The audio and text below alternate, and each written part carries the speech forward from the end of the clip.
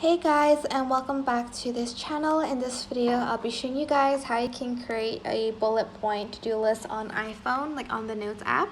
So open up your notes and you're just going to type down for instance your grocery list, like milk, eggs, bread, bananas, apples, juice, something like that.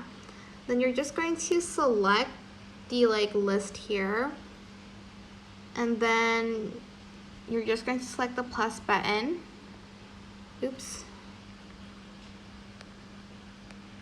Select it, plus button, and choose this one. Or you can add it before you add the text. For instance, you go down here and then create like a to-do list.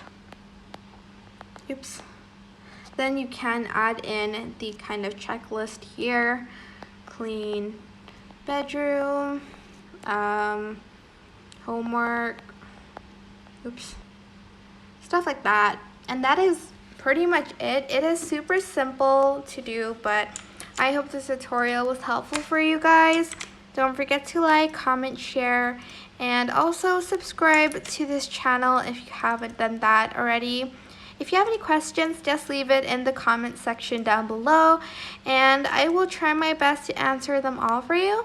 Thank you so much for watching. Bye!